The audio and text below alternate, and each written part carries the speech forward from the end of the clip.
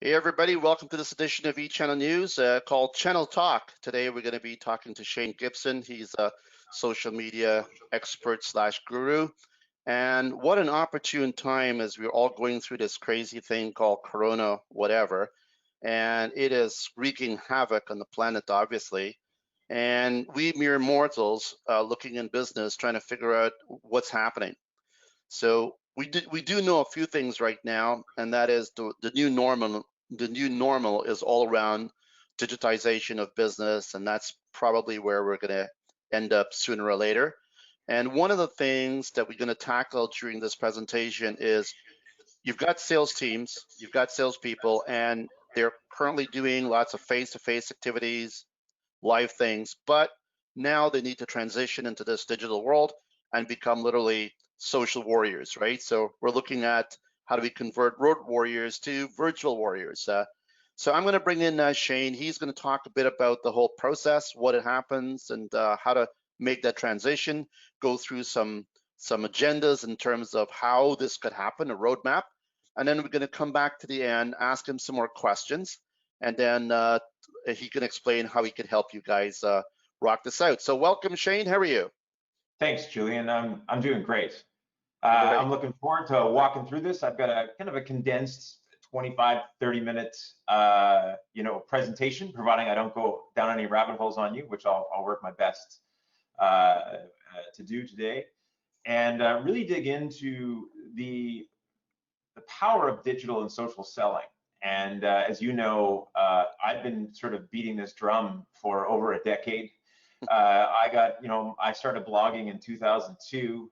I joined LinkedIn in 2003, started podcasting in 2004, and I've been trying to kind of convert the unconverted for well over a decade. Wrote a couple books on the topic 10 years ago, which I can't believe is 10 years ago.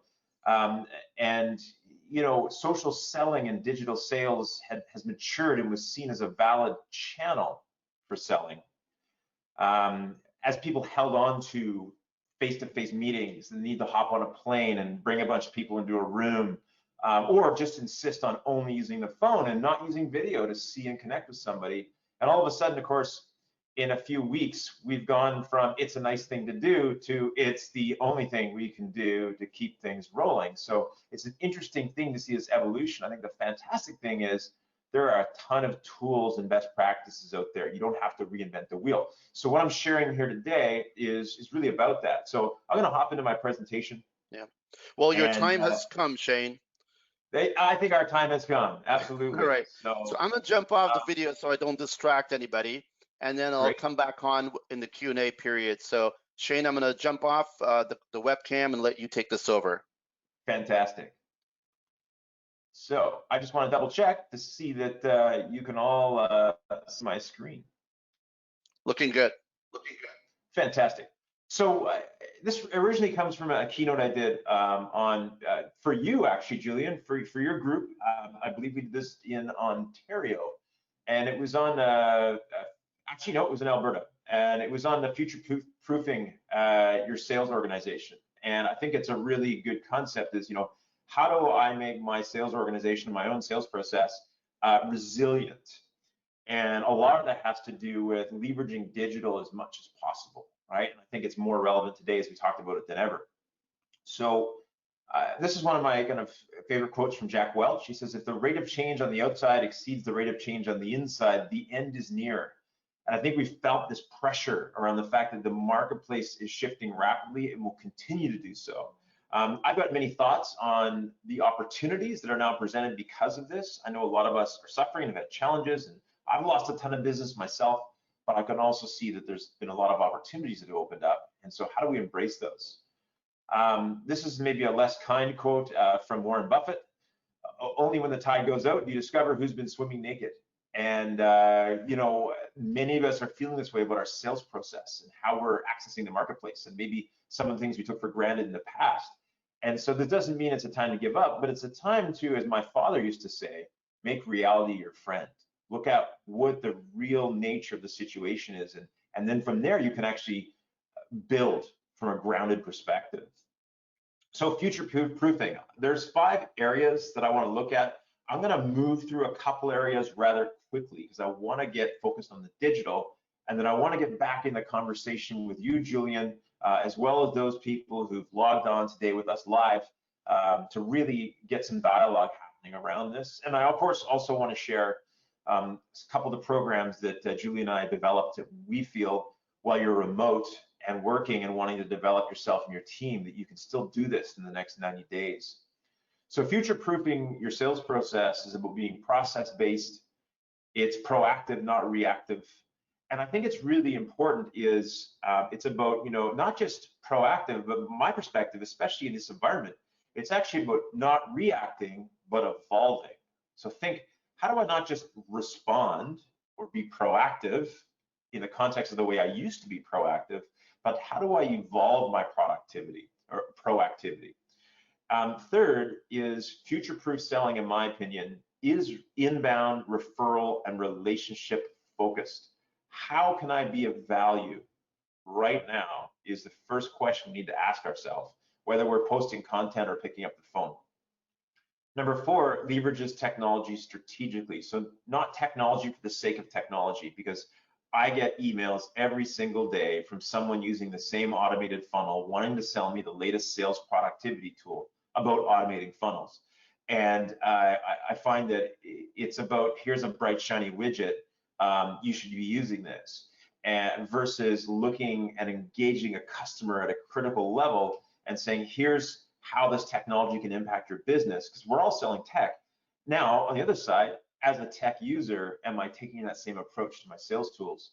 And 5th is focuses on new markets continually. And I think this is what I find interesting, and I'll just say this about new markets, is what I'm really saying here is that when you open up a new channel, you almost always find a new market. So what I found interesting is that when I got on to, I was very active on LinkedIn and doing podcasting, and then when this Twitter thing opened up years ago and I got on Twitter, all of a sudden I found, although my customers were on that platform, I found many new customers in market that weren't listening to podcasts, for instance, weren't on LinkedIn actively.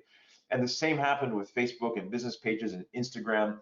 I can't say I've generated a lot of business off TikTok yet, but these platforms eventually do evolve and shift along with the market.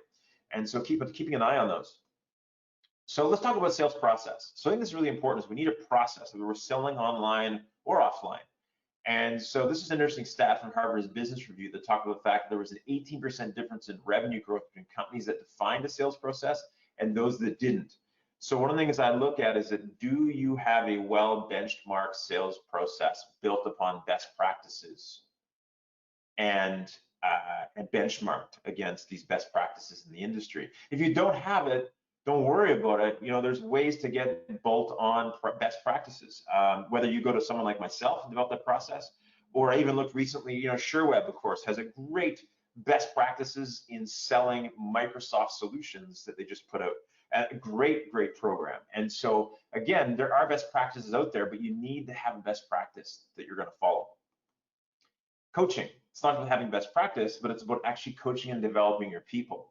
So sales teams that use sales performance coaching had 161% more wins than those that didn't.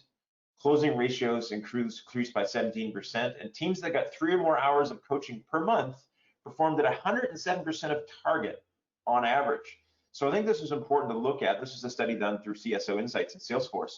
So when we talk about ongoing coaching, you either have to provide it personally for your team, or you have to find someone that does if you're really going to want to win. So the other one is that it's not just about having a loosely defined process, but actually a good sales playbook. Or do we just have a sales personality? So sometimes we're like, hey, Joe, who works in the office, he's difficult to deal with, but he's our only guy that's closing deals. Don't offend Joe, let him do what he wants, because if he leaves, we're going to lose all our revenues. And I've seen this position more than once. And I think that we've got to get out of a I need Joe scenario and into what are the best practices that I can plug any decent salesperson in to win. So a couple thoughts on the sales playbook, but I want to get into digital here. Is number one, a good sales playbook, you define your target market and understand your key personas. This is really important, especially in tough economic times, is that the market has shrunk. And so you now have more competitors competing for smaller lucrative markets. So you have to fine tune and understand which markets you have a strong unfair advantage. What's your differentiating point that gives you an advantage in that marketplace? And then staying focused. So a shotgun approach to marketing and sales really doesn't work in a down economy. We need to understand who we're focused on. Second is we map key steps in our process that are aligned with your buyer process. So it's not about the steps you want to follow, but what steps do your buyers seem to follow to make a purchase? We've got a good sales scorecard in place, which means we've got a way for us to rank and rate how we're doing and coach our people. We have this is really important because now we've moved mostly online. You're on video, something like I'm doing myself, and you're walking through a presentation and having a conversation with a customer. Do you have the best practices in an online web meeting laid out so that it really works? Do you know what they are? And then fifth is provide talking points on key objections and closes. And so these things need to be in your sales playbook as you're selling online or at any time, but especially now with digital. So there's 4 sales process indicators that I would look at, but I'm only going to focus on a couple here today. But I think when I talk about sales process, there's 4 things you really got to think about. Is do I have a quality and consistency of lead flow? And that starts with, do I understand who my ideal target markets are? Number 2, quality and depth of conversations. Once I know who this target is, it starts with even good conversations on social platforms, good conversations through our chat applets on our websites and through Messenger and whatnot. But then it goes into these good conversations we have on video calls with these clients doing needs analysis. And then third is quality and tenacity of follow-up. Do I have a process for ongoing follow-up and staying in touch and creating good content on an ongoing basis to create visibility? And then last, am I focusing on making an impact? And this goes back to my comment about what does my market need most right now? How can I help? And this is a really important lesson. So when I think about investing our energy, one of my friends said that, he got on the internet, it's a comedian friend of mine, so I got on the internet to do some research the other day because he's in sales. And he goes, after 4 hours of researching my clients, I came to the realization that there are a lot of cat memes on the internet. And what he was saying was that it's so easy to get distracted. And so it's really important from an 80-20 rule perspective that we put 80% of our energy in the 20% of the market that's going to give us 80% of our results. But that also goes through the types of online sales activities we're investing in as well. Because while we're sitting at home, while we're remote and kind of stranded, so to speak, and we're dependent upon being productive in this small space like I am sitting right here, is we're investing our ability, money, energy, time, and reputation. These are our assets. And so are we spending them or are we investing them? Are we being focused on the right markets with the right activities? So one of the things I like to do is, number 1, is help my customers segment ABCs. So your A's are your 20%ers that give you 80% of your results. And that's a very proactive and focused activity on retaining, growing existing clients, and gaining new ones. This whole model here is a complete module that we work on to help develop productivity and develop sales process. But I'll just share this thought is that we need to figure out who our 20%ers are. So I'll give you an example. Someone says to me, and I'm selling, let's say let's say I'm selling a CRM solution to sales organizations. And someone says, who's your ideal client? I said, well, B2B organizations that use technology or need to use technology. Well, even within the Vancouver area, someone could give me a list of 2,000 companies that meet that criteria. But it would be a lot of thanks leads, a lot of bad meetings, and very inefficient if I was to go from A to Z and call them all. But instead, if someone said, who's your ideal client in the market? I said, I'm looking for people who do 5 million or more annual in revenues, who have outgrown their current team or supplier from a technology perspective, have an immediate cybersecurity need as well, have 2+ locations and or remote workers, already uses some of our types of solutions, is in the medical, hospitality, or financial services industry. And all of a sudden, that list of 2,000 is 80 companies that will give me the highest ROI if I connect with them on my sales activities. It also gets easier to find them on LinkedIn and other platforms because I can start to dial in the search criteria to identify who these people and organizations are. So before I get into technology, why I share this is that it's great to get out and get social on the web and leverage digital tools and platforms. But if I don't understand who and what the target is, I can waste a lot of time and energy. The other thing to remember is that it's often more than just one decision maker in a B2B sale. So a recent Gartner study showed that 80% of sales leaders said the number of customer stakeholders involved in a decision has increased drastically. In fact, right now, it's just over 6 people, buyers or buyer influencers, on the average business-to-business sale. So it's not just about the one person we're doing a presentation to, but it's about identifying all the key stakeholders in that organization are and connecting with them somehow to move the deal forward. So the other part, and this is where leadership comes in and getting to the right people earlier on, is that a lot of the times, this is what we think the client sales process or buyer process looks like. They identify a problem, they explore a solution, they build the requirements, they look for us, the suppliers, they validate the solutions, they create a consensus, and they buy our product. And this is in an ideal world what it looks like.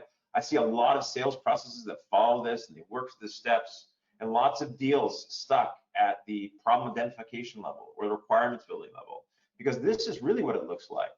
This is really what your average large tech solution purchase looks like in a mid-sized organization. And I won't go through this in great detail. Of course, feel free to take a screen cap right now if you'd like, or watch the recording again. But this is kind of what really happens. There's a ton of back and forth. There's all kinds of side meetings. There's budget consultations. There's end user input. There's all kinds of things that actually go on in the background. And the key factor is the later we get involved in the deal, the harder it is to move it forward in the right direction. The more players get involved that might need to get in, the more specs that get inserted that maybe our competitors brought in. And so we realize that the only way we can move out of this and get bogged down in this is to move from being an order taker or a feature dumper and into someone who adds values and partners with customers earlier on. So we want to move from being someone that explains value to being a peer and a business person that creates value. So let's talk first about, quickly here, some of the aspects of going digital. So the first one, the one we have to get used to, is moving from in-person meetings, phone meetings, multiple meetings, often to fewer meetings online.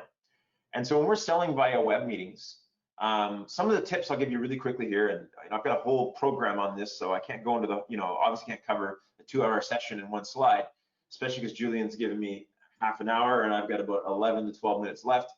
Is selling via web meetings is some tips here quickly for you is set up like you're going to be on CNN. So in other words, think about your background, think about your balance of lighting, think about your audio, doing audio tests. But also for the end user, your customer, imagine if someone was coming to your physical store and you gave them the address and they got to the building and all the doors were locked and they weren't sure how to get in and there was a key code, but they didn't know your PIN number. And they're knocking on the door and they're not sure if you're even at the right building and how frustrating that would be. And they finally get into your office and they're probably already upset and flustered. And so think about this digitally. If someone goes to get into your web meeting via Zoom or whatever other platform you're using, and you haven't sent them a link how to test the solution first to make sure they're compatible with it. You haven't sent them a link to download the mobile app if that's easier for them. You haven't given them your phone number to phone you on in case they have troubles logging in and you're just sitting there waiting for them and they're not getting in. That can be frustrating. So make it easy and use a platform that's easy to use. I've found so far that for me, my personal vote is for Zoom, because Zoom seems to be the easiest platform to use. I often joke that after the situation we're going through right now, everybody's grandma is going to have a Zoom account, let alone everyone else. And so, make the tech aspect easy. Test, and test again. Don't experiment on your customers. Do 2, 3, 4 dry runs. I don't care if you do it with a family member, with your kids watching you in another room, with coworkers, with a client who's a good friend. But make sure you get the technology aspect, the lighting, the presentation, the sharing nailed down in advance. Have an agenda. Know what you're going to cover. Prepare all your screens and docs in advance so sharing is easy. Record them and review them. So for your own use, record your presentations when you can. And I'm going to talk about 70-30 selling here in a minute, but it's so important is don't be a feature dumper. I see people get on and saying, okay, welcome, glad to hop on. Let me tell you about my cybersecurity solution. Let me tell you about getting your whole business into the cloud. And then they go into these slides. They don't ask the customer any questions. That's a bad face-to-face meeting, and it's worse in a digital meeting. So we need to be able to actually get great at asking questions. And that 70-30 rule says 70% of the time I'm asking great questions, and 30% of the time I'm presenting solutions and offering great directions. And the rest is listening. That 70% is listening to the customer, getting good at interviewing. And so, and remember that rapport is shoulders up. So your facial expression, eye contact with the camera, all these things are really important. So too often we have a habit of looking at the other person's video when we're talking, instead of remembering that looking into the camera, because that will look like you're looking in their eye. You don't have to stare at it, but once in a while, look up. So some quick tips for our web meetings. But this is from in operating our web meetings. One of the things I think about is that, and this is so true, is most people don't listen, they just wait for their turn to talk. And this happens to be the same thing with webinars as well. And it's so easy to get distracted when we're in a web meeting, whether it's another thing, whether it's a text, whether it's something going on in the background, something outside your window. And so really make sure we stay focused and present. I talked about 70-30 selling, and there's some interesting things. So Gong is an artificial intelligence-based tool which connects with Salesforce. And what it does is it tracks conversation patterns and then connects it with win rates with customer acquisition. And in studying thousands and thousands of calls through artificial intelligence and looking at salespeople's conversations, one of the things they found was that salespeople who during webinars or phone calls, or web meetings and phone calls, who listen more than they talk, close more deals. They also found that salespeople who talk about the price near the end of the conversation, during the last 25% of that conversation, close more deals. And of course, sales professionals who mention their competitors one or fewer times during a conversation, close more deals. So we've got to think about bringing some of that in, is that how am I going to ask great questions and listen and observe during a conversation? So part of it is, my suggestion is, you want to have a strong needs analysis already built out. You want to have your questions developed and actually have that process templated, so we don't forget to ask the right questions, but we also keep this conversation focused and about the customer or prospect. So lastly, and I'll talk about this just very briefly, is when you build a needs analysis, one of the secrets to it, and this is something that in the program Julie and I are going to talk about later on, we spent a lot more time on, is that we want to start off with general, standard, easy questions, stuff that builds rapport. Tell me about how you're responding to the present events in the marketplace. What's changed for you, right? That's a very general, easy, standard questions. And once things normalize, or the new normal hits place, what do you think the next 12 to 18 months are going to look like for you? What are you going to be focused on as an organization? Or questions like, how many of your team members will continue to work remote, if possible, after the present situation? These types of questions I might ask that, again, are general standard questions. Then I move into focused questions that tell a story. What was it about us that made you want to hop on this call with me today and take a look what we have to offer? Or what has to happen for us to be or what has to happen for you to feel comfortable about moving to a new cybersecurity vendor? And lastly is confidential financial personal information. Presently, what do you think your present expenditures are on securing your business, your e-commerce presence, and your mobile and digital devices for your team? And so, and what is your disaster response plan if something goes wrong, right? These are confidential personal financial information questions. And so the key is you want to structure your needs analysis on that Zoom call, for instance, as you're interviewing the customer, so that if you follow this, what you'll find is they'll open up more and more, and it helps you build rapport. So think about some of those things I talked about. I know I've briefly gone into how to conduct a good web meeting from a sales exploration perspective. These are some of the things you want to start to think about. Then we want to talk about follow-up. So one of the things that we need to do is, more than ever, when people are not around us physically, it is out of sight, out of mind. So it's not just about having a great conversation and sending a proposal, or making a new connection, knowing that eventually they might do business with us, and just calling them quarterly to see how things have changed. We need to have an ongoing value-added process to follow up. And so from that perspective, we look at Forrester Research has found that companies that excel at lead nurturing, which is ongoing value-added follow-up, generate 50% more sales leads at a lower cost per lead. So what lead nurturing looks like is like free webinars like this for your stakeholders, where you're offering advice, you're offering insights and value to them. It can be white papers, it can be studies, it can be introducing business to them. It can be doing things in your community that they see. It can be a personal call, an email, a text, you name it. And so from this perspective, there's something to stay in touch on a regular basis. This also includes your existing customers, because a lot of your referrals will come from existing customers that you spend time nurturing a relationship with. So do you have an ongoing follow-up process to stay in touch? And this, of course, moves into social selling as well through LinkedIn, through other platforms. So one suggestion is in your CRM, this day forward, don't worry about the ones that you already haven't got this done. From this day forward, make a commitment that everybody you're in touch with has a value-added step booked next. So after I've interacted with Julian today on the phone, I then go into my calendar and I schedule the next time I'm going to reach out to him or share something with him. So why social selling? And does it work? I guess that's the question. So I did a study along with Canadian Professional Sales Association just over 2 years ago. And we went out and there's 20,000 members of the Canadian Professional Sales Association we reached out to. We had a few hundred respond to this survey. But what we found interesting is what we asked them is, did you meet, miss, or exceed quota last year? And then do you use social media for sales? And if you do, how many times per day do you access it for business purposes? And here's what we found is that 86% of the people that we emailed and asked through LinkedIn if they use social media at least once daily said yes for business.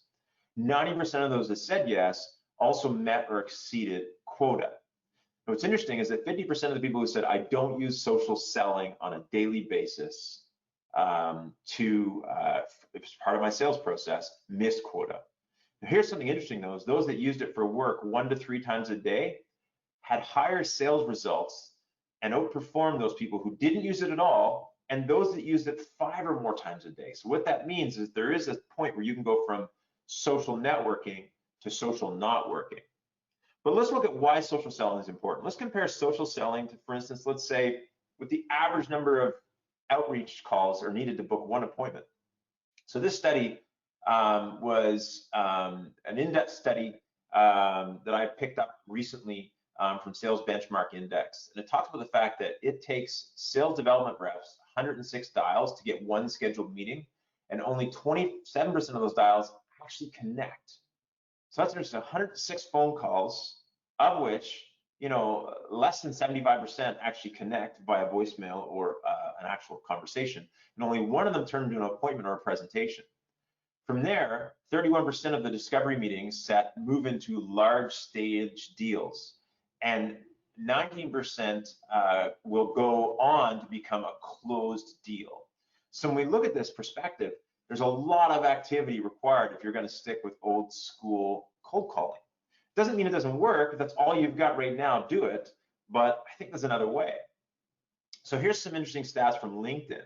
It shows that social selling leaders, and LinkedIn has a way to rank within their system who is highly active on social media and who isn't within a company. And then they worked with these large companies to look at revenues from these individual salespeople. And they found that social selling leaders create 45% more opportunities than their peers with a low social selling index. Social selling leaders are also 51% more likely to reach quota, and 78% of social sellers outperform those people who don't use social media. So I think that's a really important stat from LinkedIn if you're wondering, is it worth getting on there, and are there real results to generate in comparison to what we're already doing if I proactively develop a plan to reach out to these platforms? So one of the key pieces is it's not just about selling, but part of it is about being a magnetic social seller. And what that means is that, yes, it's great that I can outreach and prospect people, but what if my team and I created content and interacted with people in a way that people started knocking on our door, where we're seen as leaders in the marketplace in our area of choice? I've talked about cybersecurity, business security, digital security. If you don't have to be the leader on the planet, but you could be the leader if your client base is between Red Deer and Calgary, Alberta, if that's the area you're focused on, you can establish yourself as a thought leader in that market in the oil and gas and agricultural sectors using thought leadership strategy. And so there's really 3 areas around thought leadership we want to focus on: is digitally, how we establish ourselves as a thought leader, where we've got high referability and we start seeing leads come to us, is number 1, we create and curate relevant content. This is content that speaks to your target market that, as I said before, is helpful, insightful, helps them reach the goal or avoid a challenge, solve a pain. They also have relevant conversations. So it's not just about posting content, but we actually, when someone interacts with our content or asks us a question, we respond online. Then you eventually, hopefully, move it into a one-to-one chat on a tool like Messenger or something like that. But it also means we're actually outreaching. Maybe our clients and other influencers are posting content online that's relevant to our market. And we're in those conversations and we're in those groups having dialogue and establishing relationships. And then lastly, is thought leadership is not just about talking and creating content, it's about building community. And that means just constantly expanding your network and growing the number of followers you have on all platforms and on your email list. But it's also about contribution. So building community is about doing something bigger than your brand. So it's about giving first before asking. And so a good example of thought leadership is holding free webinars that are relevant to your audience. Thought leadership or building community is about providing content that helps people grow their business, improve their life. All of these things are examples of community building. Or it might be pulling a bunch of people you're connected together with digitally and doing something for the greater good of the community. Fundraising for surgical masks, for instance, for a local hospital.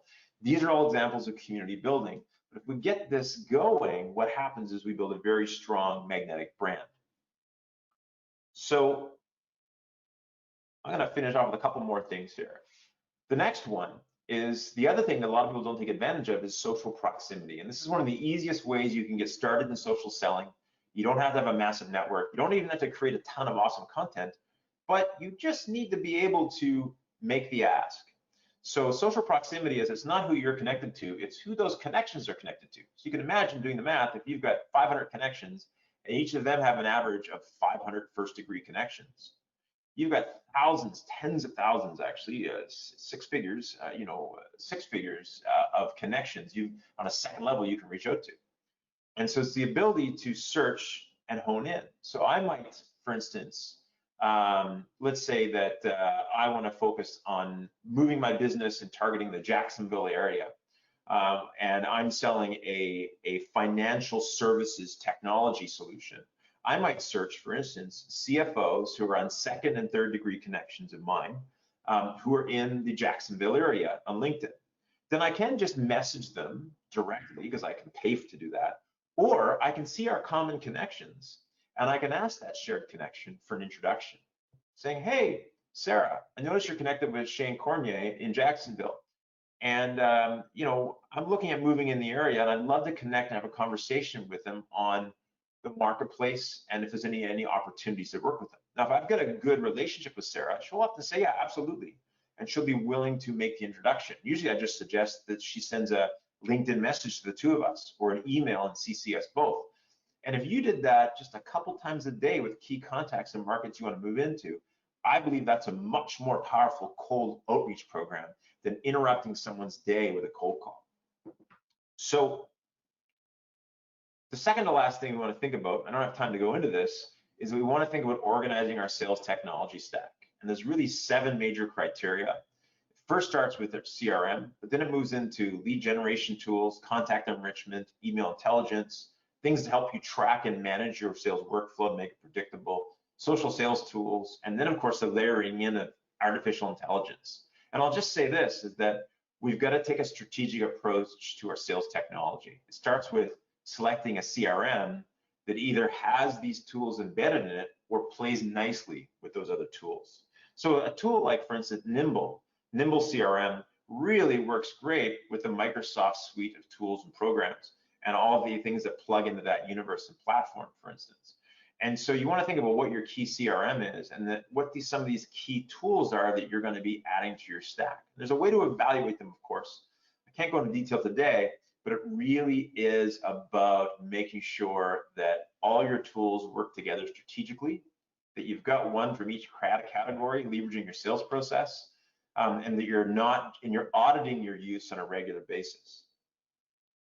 So summary, focus on benchmarking and templating best practices, internal and external.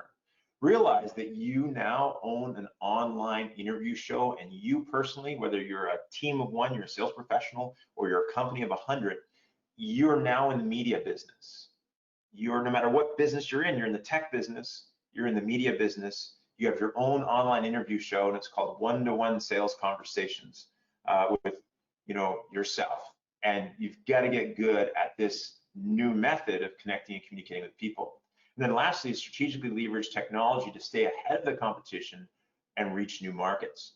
So we've got a couple exciting programs that Julie and I want to talk about with you, but what I want to do is I want to stop my screen share, hop on and answer questions with Julian, and then we're going to wrap up at the end a couple of the programs that we're launching to help you virtually and from remote stay engaged and in a 90-day period really ramp up your digital and social sales skills. So good content there, Shane. Excellent. So, Julian, I know I promised to keep it down, and of course, I went down a couple rabbit holes, but I think I did pretty good for a guy who likes the sound of his own voice. So, no worries. So, while we field the questions, I'll kick things off. So, this world of social, selling, obviously, it's where we're all going to be and being for a long time to come, and it's going to help no matter what. Regardless if things get back to normal or whatever the new normal will be. But it's a combination of two things, isn't it? It's a skill set that you have to learn, but it's also you have to have the right tools in place, right? There's a lot of tools that's available to help sales reps to get into the social game and become a little bit more affluent, let's say, right? Yeah. Can you touch on just one or two of those tools and so give them an idea of what they should be maybe looking at? Yeah, and I think from a social selling perspective, I'm going to go back to you need a CRM that is got some social intelligence built in. It's got the ability to track and pull in data from social data points and pull it in your CRM so that when I've got your email address, Julian, I pretty quickly can figure out who you are on LinkedIn, Twitter, and Instagram, and that can be pulled into my CRM. And it also really supports the social sales funnel and things like sending out group emails and all these basic tools that some of them are missing, and a simple dashboard. So a couple of things I like is I'm an advocate of Nimble CRM. I don't know shares, but I love it. And of course, Nimble is a great tool if you're selling the Microsoft suite of solutions to actually use as an entry point, because it plugs into all the aspects of the cloud-based solutions that Microsoft provides and right into Microsoft Dynamics as well. So I really believe that you need a solid CRM and a process to remind you to stay following up with your key contacts online, because once I've got 1,000 connections on LinkedIn, I'm not going to just remember who I should follow up with. I need to actually add that contact to my CRM. It needs to trigger me and say, hey, it's time to reach out to Julian again. The other tool, which I really like, of course, is LinkedIn Sales Navigator is well worth the investment. I forget the number. I think it might be as much as $65, $70 US a month. Sounds like a lot, but I mean, it allows you to proactively and automatically track the activities, the posts, and the shifts, and all the companies and individuals you want to sell to and you do sell to, and you get literally a digest daily saying, Julian just posted an update. And Frank from SureWeb, who you met in Montreal, he just got promoted, and he posted an update. And this company that you've been tracking has just done a press release, and they've gone through a merger. And it gives me all this information proactively, so that contextually I can reach out to you and have a conversation and build some rapport. So good CRM, LinkedIn Sales Navigator, and honestly, most of the best tools on the web are still free. And so the most powerful tool you're going to find is getting used to seeing your face on video, and starting to post a 1-minute tip on cybersecurity, 5 insights on how to do backup better, 3 ways to leverage Microsoft's meeting tools to remotely lead your business. All of these things are more about creativity. So one of the biggest tools is just getting good at publishing and sharing content. And if you got a big vendor, like I used SureWeb as an example, because I love the stuff they've done around how to sell the Microsoft Office suite, their sales enablement tools. you got a lot of these partners and vendors that are working with you for, let's say, an MSP, that you can, if you're reselling some of these types of solutions, that you can actually reach out to them and they'll supply a lot of the content you need to put in your social channels to start livening it up. And so that's some of my thoughts on some of the tools you can use. Yeah. The other tool I love, you know, is tools like BuzzSumo, which is a free tool, but you actually put a topic in. Like I could put cloud computing into BuzzSumo. It'll tell me the top posts around the world, whether they're blog posts or news or video, that are getting shares on social platforms. And so I start to see the trends and what's happening, what people are talking about, to give me insights that I can share with my customers. So these are like a couple of things I can think of. Yeah. You know, there's examples, right? Yeah, you can also use you can even have Google notify you, right? When things happen. So there's lots of tools there. I think the key message here, there's lots of tools that every sales rep should be digging into to use to help them in their social media game, right? Fair to say? Yeah, absolutely. And PowerPoint can be your friend or it can be your enemy, you know. So it depends upon how you're using these tools, right? And so we got to realize that the most important part of this whole thing is the conversation you and I are having with each other, you know. And if it was a sales meeting, it would have been, even if it was 35 minutes for a meeting, it would have been you and I having a conversation, in my opinion, for 15 to 20 of it. And then me hopping on and presenting my slide deck or my software, but in the context of all the things you said were important to you. And that is a really important thing, is yes, leveraging these web-based meeting tools, but making sure that we don't PowerPoint people to death or feature dump them, right? Totally. So you did get a shout out from someone, I don't know who it is, but they said, hey, great presentation, Shane. Awesome. You did also have a question here. So looking at the media platforms that's out there, right? What would you rank in terms of what's best on your own success, but also maybe in general? So there's many platforms out there. What do you think about them? I think that they all serve different purposes. And I mentioned before that when you enter a new channel, you actually find new markets, which is kind of an interesting thing. And so obviously, if you're in the business-to-business space, which most of us are selling to companies, right? We're selling solutions to companies, or government organizations or hospital groups, you name it, but we're selling to enterprises or organizations. Is LinkedIn definitely is number one, right? Now, on the other side, though, I find for targeted online advertising that Facebook is still pretty powerful for like running ads that drive conversations that help me find prospects. So I gave an example of, you know, I did a post with you today. We talked about before we got online. I did a post, and it was just 5 tips for working from home, because I've been doing it for 20 plus years. I spend probably half the month working from home and the rest of the time on the road working with clients. And it was just some quick tips. And I promoted that. You had to boost the post, and I was able to share that with people who were fans of specific topics like Salesforce or Microsoft Dynamics or speakers like Daniel Pink. So all my target audience. And the engagement and the reaction was immense. And so, people say, well, my customers aren't on Facebook. They are. They're maybe not looking for you today, but they're on there, spending hours on there, and targeted advertising, value-added stuff can really drive conversations and help you find people you aren't normally able to reach. And then Instagram is amazing for storytelling, digital storytelling. And I'm seeing a lot of large brands get good at it.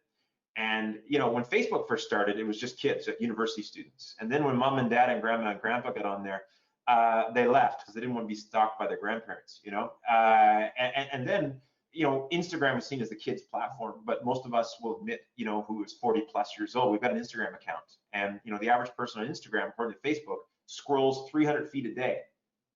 So people are spending a lot of time on there. So a great place for targeted advertising, great place for telling stories. And so those three, your LinkedIn, your Facebook, used in the right way, Instagram used in the right way, you can really do a lot of damage with free or nearly free tools. You can really build your media empire with that.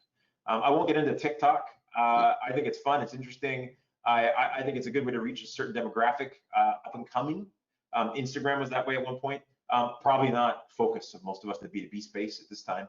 My son and his girlfriend were mortified when they found out I had a TikTok account, and there's not a lot on there. But I've seen people have some really good success with it, even authors. So, but the three big ones, those are my three big ones.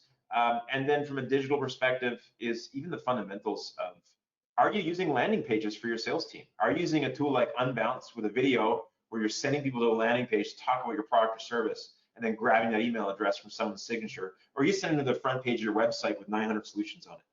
And so there's ways to use different tools socially as well, right? Yeah, quick question. What was that product you called? Was it Fatsumo? How do BuzzSumo. BUZZ. I'm just reading it right off the chart here, right? How do you Yeah, spell it? yeah. BuzzSumo. Yeah. I like BuzzSumo. BuzzSumo. A lot of my e-commerce clients, my clients that are marketing and e-commerce, and like they're selling, for instance, like an all-natural sunscreen, right? And so they're wanting to figure out what the trending topics are and who the big influencers are on the internet talking about sun and health. They can put the term natural sunscreen in, and they've got a list of all the biggest bloggers, posts, and content daily on that. They can share that stuff, but they can also reach out to those influencers. It gives them business intelligence and other products that are actually trending around that topic area.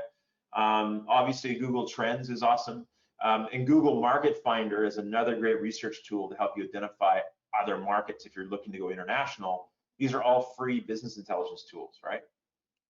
Yeah, so you definitely gotta bake out your tool set, right? One of the things that people, when salespeople looking to go on and do more social stuff, right? They also have to look back to the company and ensure that they're also up to speed, right? So Yeah. landing pages, you just can't just go out there and be a solo warrior, right? And expect to like close deals, right? I mean, to Yeah, some degree, you need to have your company up with you, right? ideally, you need your company to have buy-in. If you've got an anti-social corporation and you've got a highly social salesperson, what's going to have is that social salesperson, they're either going to get support, they'll succeed in spite of you for a while, but they're going to go somewhere where there's an environment where they're going to support that salesperson to be social. So you need social in your DNA. I mean, this is something that I was talking about a decade ago when we wrote Sociable, and people saw it as a nice to have. And then those people that got on it proactively got an advantage. And today, there's no choice, is that we have to get social if we want to communicate and deal with today's remote buyer, right? And remote decision maker. Because whether senior executives, even though they get their frontline team and their assistant and their VP of this and that to go out and do the research around solutions, at the end of the day, they still do their own research on social channels to make the final decision. They might not tweet at you or connect you on LinkedIn, but they're reading your posts, they're watching your videos, they're seeing what people say about you. And so it is such an important part of your online social graph as a corporation. And if you get good at that, and it helps your sales team, right? But an individual, I mean, I'm a sales team of one in a way, right? And so I've succeeded largely by building my own brand, but I've also got nobody telling me from like the accounting or the legal department that, oh, you can't post that, right? So there's a benefit to being a bit of a loner, right? So you're on LinkedIn, let's say, right? And you're a sales rep. The question is to like or not like, to share or not share, to follow or not follow, right? Yeah. It's all free. The question is, a lot of people are just listening quietly, and they're not really putting themselves in the conversation, right? Yeah. My take is, in today's world, you can't sit in the sideline. You can't be quiet because No, nobody will notice you, right? I pardon the kind of cheesy example, but it's like the school dance, right? You're sitting on the bench and you're staring at everybody dancing and you're looking across hoping that this person's going to ask you to dance. But Yeah. then instead, this person over here gets up and asks you to dance. You're like, oh, well, I didn't really want to dance with them, but I guess because they're the only person asking me, I'm going to get up. And that's kind of what being inactive in social selling is that the market is knocking on your door because they found you and they're like, I'm your customer. And you're like, well, actually, I'd rather do business with this type of customer. Well, guess what? You don't get that choice if you're reactive. If you're proactively building content, you're proactively having conversations with the target market, the 20%ers that give you 80% of your results, you get to choose who you dance with. And that's the real advantage. And in fact, no one's getting off the other side to come invite you off the bench in business. They're not. You're just not going to get the business in general, right? Yeah, just participate, I think, is the key. And if you can't create the content yourself, share other people's content, like, Yeah. engage, because you'll also get the visibility there. Of course, it's best if you create content, right? Yeah, But and in general, you could share as well, and it's almost as good. it's inexpensive too. Like even to create content is like, I've got a new program I'm doing a partnership with a friend of mine, Dennis Covier. And, you know, it's just, he's got an acronym called Thrive, and each letter stands for a different thing you need to do to adapt to the new market. And it's got a paragraph for each. And I was able to take that, you know, it's a one pager with a logo, send it off to a woman on Fiverr that I've used. And in 24 hours for, you know, 35 bucks US, she turns around a beautiful visual infographic that I can now use on the web. It doesn't, you know, even if you're not a designer, who cares? Just write the text, get it off to somebody to produce it, make it look good, publish it. So a few bucks out of your pocket, you save yourselves a couple hours of trying to figure out Microsoft Draw or whatever the heck people use these days, and away you go, right? So there is help available to help you upgrade your content. A quick question: do you know the product called Vidyard? Vidyard. VIDYR, Vidyard. Oh, Vidyard. Yeah, Vidyard, yeah, absolutely. Yeah. So they said it used to be working quite a bit because but now people are clicking less. Any thoughts on why that is? Yeah, so it's everything works until everyone does it. So it's about being the signal, not the noise. So a great example was everybody was running these text updates, you know, these like long on LinkedIn, and they're getting shared like crazy. And then eventually everybody started doing it. No one read them. Then everybody started doing short little videos. A bunch of people did. Those got tons of traction. And now I notice my short little videos don't get viewed as much. I switched back to text recently, and boom, I got tons of views. And so one of the things I'm seeing is like long ad copy used to work to convert people in emails, and now it doesn't work. Now a really quick email, 3 lines, and a quick invite to connect on the phone works better.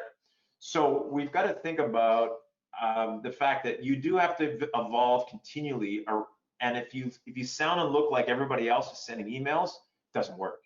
So I still think Vidyard works. Maybe you have to change how you're using Vidyard, right? Right. So that would be my suggestion. And of course, people are clicking less because of potential viruses and so on, which is you know, definitely a problem. That's why you have to be a trusted source, right? People got to trust you, then they'll click on stuff that you send them because they trust you, right? It's also native content. So when you're in the social selling platforms versus linking to a video on YouTube, upload that video into LinkedIn. Yeah. Right. LinkedIn will also give you more views because they want the content hosted on their system to get more views. So think about like platform linking doesn't work as well either. So if you can create content that lives in those platforms, it's not permanent. You still want to put on your website and your blog, but realize that that's not going to get the same amount of traffic and engagement that those platforms get. So Shane, so we're almost wrapped up here, and so I mean, this gives them a fairly decent idea of what they got to do to ramp up to get into the digital game, right? But you just can't be a Me Too guy, right? You're a girl. You've got to be, you know, got to excel, right? And in this world where you've got gazillions of people online, you really do have to stand out, right? And platforms like LinkedIn, the only way you're going to stand out is if you actually have a proper profile, you actually are communicating, you're active, and so on. So having a profile on LinkedIn means nothing to anyone unless you're actually active, sharing, promoting, leading the charge, right? So you got to make some noise, correct? Absolutely, and even it's just not just a boring, you know, is it a boring resume or is it a multimedia landing page, right? So, you know, I've got videos embedded in my profile, I've got PDFs, I've got photos of my events, I've got endorsements, I've got full descriptions of what's going on. I've activated everything visually so that when you hit my LinkedIn page, and I know like a number of people do this really well that I'm connected with, you know, yours, Julian, is full of great articles, right? And so when I hit your LinkedIn page, it's not just a boring resume, it's actually a big resource, and I can make a decision on your credibility without even leaving your profile. And so if you're not amping up your profile at that level, then you're at a major disadvantage. You can't just be the guy with a boring resume posted on the internet, direct prospecting people. You're gonna have to have a multimedia presence, and then you've also got to create content and share content, because people don't log in and look at your profile. They look at the homepage, and whoever's been posting content and engaging content on a regular basis and have people connecting with their content, get seen more by their connections. And so you have to have a great landing page built or a great profile built, and you have to be consistently curating and creating content. And this doesn't have to take 52 hours, a month. Like this is a 15 minutes in the morning, 15 minutes in the afternoon as a minimum activity, and an afternoon or a morning or a Sunday evening a week where you're creating a bit of content. And if you do this, what's going to happen is you're saying, oh, that's a lot of time. And I'm like, well, do you want to spend hours per day cold calling people for the rest of your life? Or would you like to invest some time to build a social presence where the business starts coming to you? So we've got about 5 minutes, I think, here to quickly share these two programs that we've put together, Yeah. Julie. You want me to share I think it's a basically just to wrap up that point there is that you need to shift from the the real world, which is the one we live in every day, to this virtual world. And there is many similarities, but it's quite different how you approach it, right? So we encourage everybody to kind of get up to speed there, and hence this is why we're now talking about the next steps. So one of the things everybody needs to do is they need to kind of get there from here, right? So Shane, what are some of the things that you are doing to help sales reps, particularly, to get up to speed? Yeah, let me do a quick share here, and we'll go back to my slide.